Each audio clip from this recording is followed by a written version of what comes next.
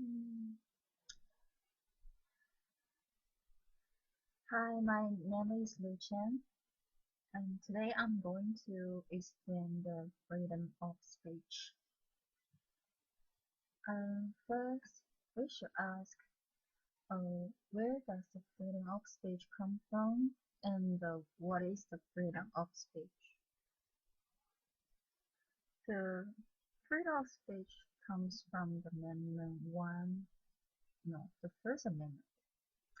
It says that the Congress shall make no law respecting an establishment of religion or prohibiting the free exercise thereof, or abridging the freedom of speech or of the press, for the right of the people peacefully to assemble and to petition the government for the redress of the grievances.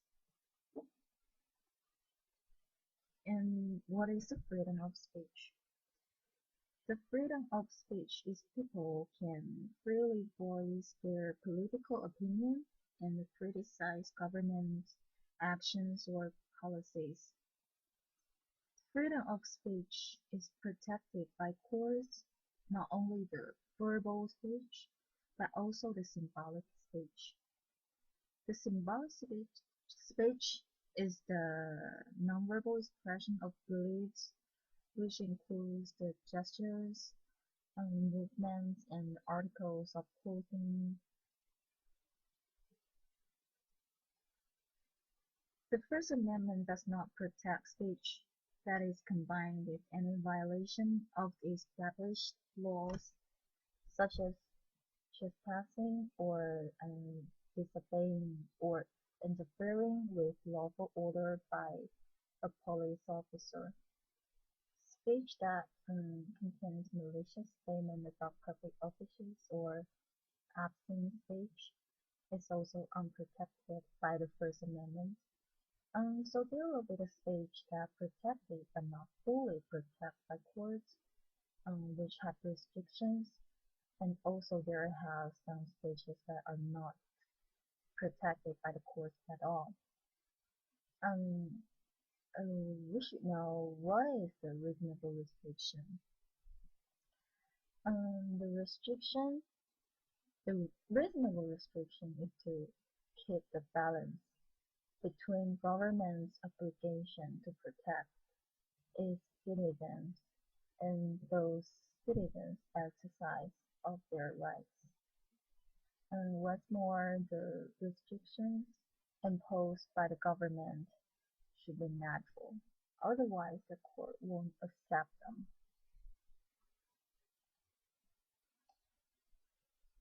Mm, um, as I mentioned before, there are types of the speech that are protected but not fully protected by the courts,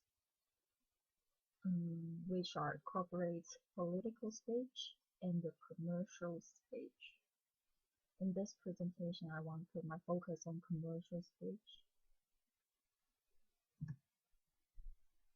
The commercial speech is advertising and marketing made by business firms that involves only their commercial interests. To simplify it, I can say commercial speech is the firms offer something within the advertisements, like selling something for something. I found a really important case about the commercial speech, which is the case of Central Hudson. Let me show you the video.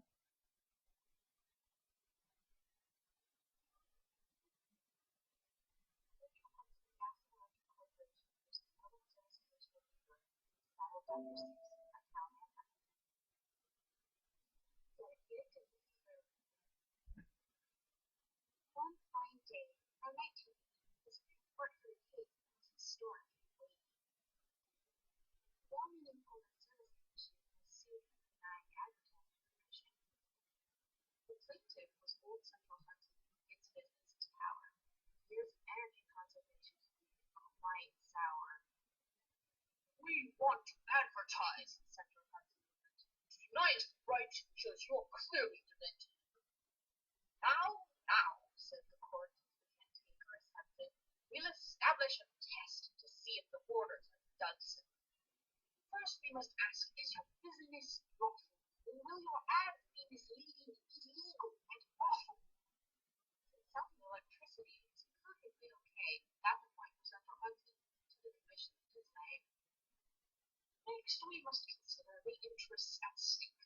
Commission, is your order for old New York's sake? Oh, yes, cried the commission with added zeal.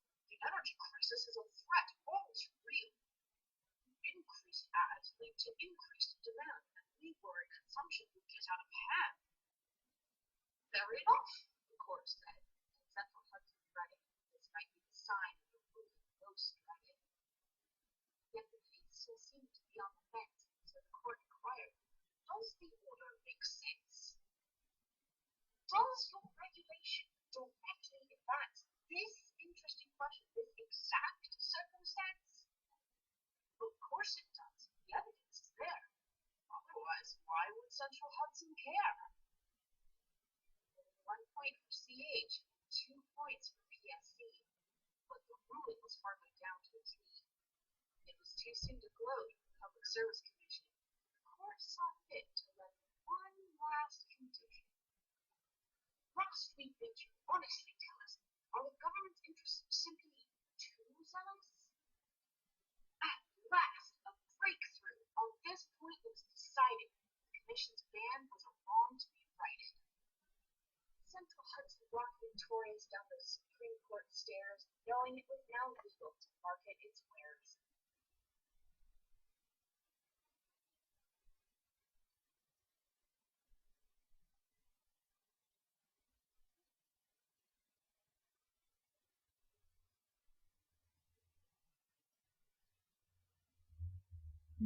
In this case, there is an electricity shortage in the state of New York. Accordingly,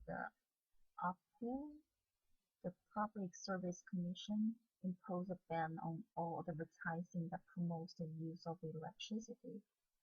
By 1979, the electricity shortage subsided, causing the appellate to determine whether or not to continue the ban.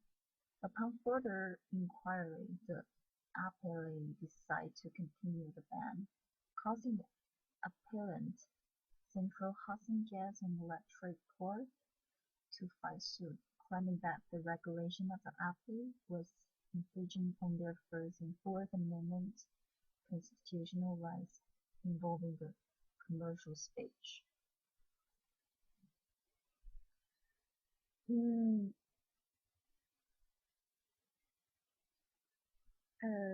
After read this case, there come up the question that whether the regulation of the appellate of the state of New York violates the First and Fourth Amendments of the Constitution because it completely bans promotional advertising by an electrical utility.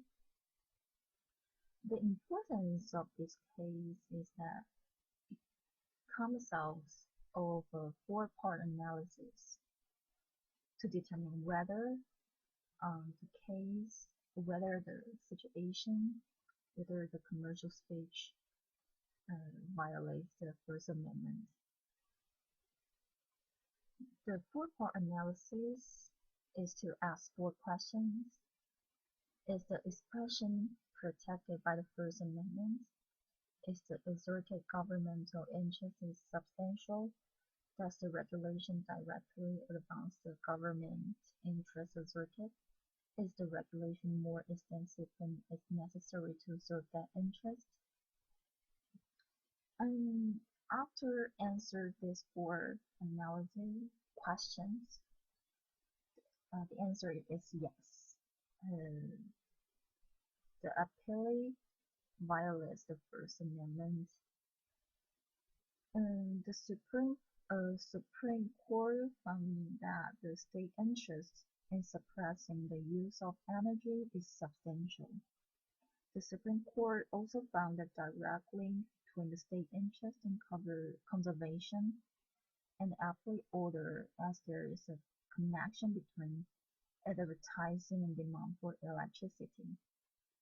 And the Supreme Court considered whether the complete separation is more expensive than what is necessary. The Supreme Court in this case determined that Apple has now shown that it could not protect its interest in energy conservation through the less restrictive means. Therefore, since there is less restrictive means available, the restriction by the appellant is an unconstitutional restriction of free speech. This case is also important because it defines commercial speech as an expression related solely to the economic interest of the speaker and his audience. The government could only make restrictions to the commercial speech after considering three things. They must consider whether it seeks to implement a substantial government interest, whether it directly advances that interest, and whether it goes no further than necessary to accomplish its objective.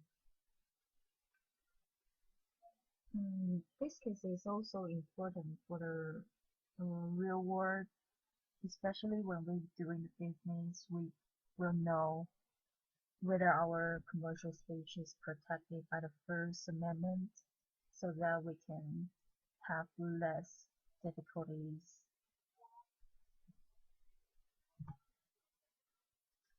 Mm, mm, in the freedom of speech, there are also other types of speech, like mentioned before, the protected speech that have some restrictions, and also the unprotected speech. And at this point, I will shortly introduce unprotected speech. The unprotected speech is that harms the good reputation of another, or the defamatory speech, or the speech with fighting words, or the words that are likely to incite others to respond violently, and absent speech. These are the speech that are not protected under First Amendment. Among these speeches, the absent speech is really hard to define. So the Congress made the how to say, they make some rules to define the absent speech. And the absent speech is the average person finds that it violates the contemporary community standards. And the word taken as a whole appeals to the pure and interest in sex. The word shows patently offensive sexual conduct, and the work lacks serious reading, literary, artistic, political, or scientific merit.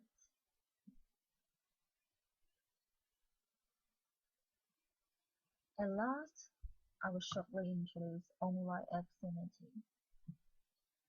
The United States Congress put many efforts to protect the children, uh, especially to protect the children online. In 2000, the Congress enacted the Children's Internet Protection Act, which is CIPA, requires the public schools and libraries to block adult contents from access by children by installing filter software that helps the children to access the knowledge that is helpful. And in 2005, the Federal Bureau of the Investigation established an anti-porn role to target and to prosecute companies that distribute child pornography in cyberspace. These are the speeches that are not totally unprotected by the First Amendment. I think that's all. Thank you.